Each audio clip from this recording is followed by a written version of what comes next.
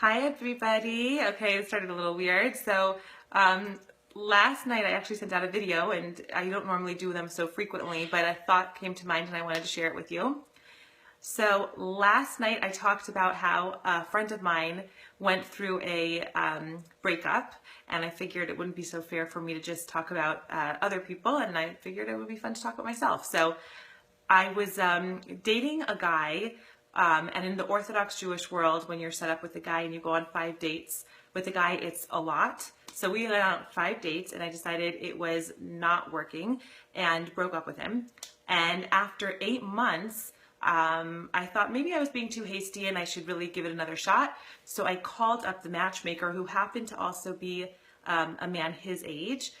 And I called him up and I said, I think I was too rushed in my decision to break things off. I know it's been 8 months, but we did go out 5 times. It's a lot of times. Maybe we could try to reconnect. And the matchmaker, who was very close to him, said, I don't think that that's a very good idea. You guys did go out for a while and you didn't appreciate him, obviously, if you broke things off. And I don't think you should, go out again, because obviously it wasn't for you. And as much as I appreciated how protective the matchmaker was over the person who I wanted to see again, I didn't think it was his place to make decisions for the person who I was interested in. So doing something a little bit unconventional, or a lot unconventional, I called the guy up myself. I had his phone number because we had dated 5 times. And I said, listen, I know that, it's been 8 months, but I wanted to know if you'd be interested in seeing me again and trying it again. And of course he had a lot of questions, and, why now? And why did you, break it off 8 months ago? Ultimately, he did decide to go for it again. And ultimately we were not for each other, as I had originally thought, but I'm happy that we at least, went through with it and tried, because I think it's the right thing to do. So it really taught me a lot about second chances.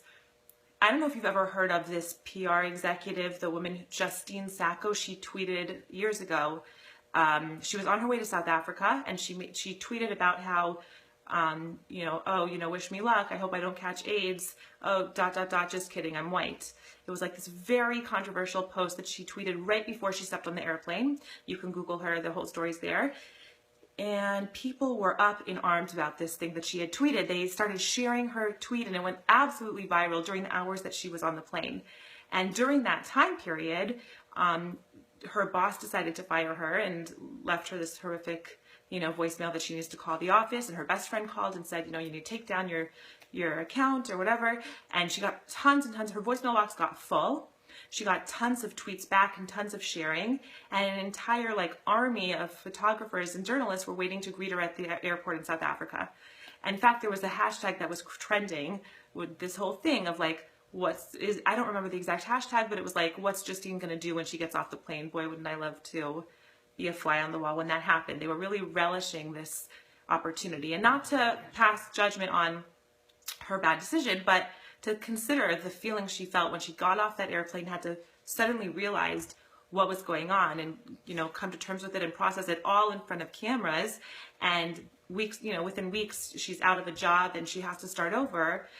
She did end up, getting a job again, and it was a second chance for her. That was clearly not easy. There was an interview about it, and she was very, very, very shaken in the interview. You could hear it was a lesson for her, for sure. And, it could be that you were fired from your job, or it could be that you got a divorce, or it could be you were in some way publicly embarrassed, and you just think you can't go on. And somehow you're able to, the next day, because you have to, because life does go on, get up and keep moving forward. In fact, the person who really teaches us about this the most, in my, from what I can tell in the biblical text, is Yehuda, who's Judah. He's the person who kind of starts the royal lineage of the Jewish people, and from him comes King David and ultimately the Messiah. And what does he do that's so wonderful? I mean, you should think that, why didn't it come from Joseph? Why from Judah that we have this kingship? And the answer is because Yehuda, Judah, he's the first person who actually does teshuvah. He does repentance. He gets a second chance. He does this big sin. And, you should definitely also search what he does and search how he comes to terms with it. But he basically, as a king, he ends up, becoming this big person and publicly acknowledging his sin and realizing that he was completely wrong, and thereby opening a door to a second chance. And I just want to end with this idea that sometimes we really think our lives are over. We've just experienced something really awful and painful, and it could be of our own doing. We could have made our own bed, and we just think we can't really move past it. But it ends up teaching us that it's actually an opportunity to force us into the next chapter of our lives, whether we realized it or not.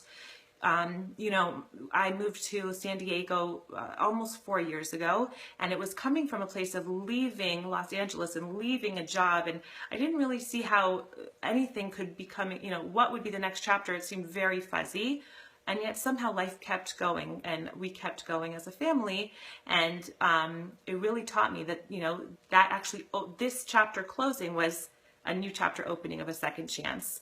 So I wish we all should have this feeling of, should have this feeling of being open to second chances and having the strength to carry on even past something difficult.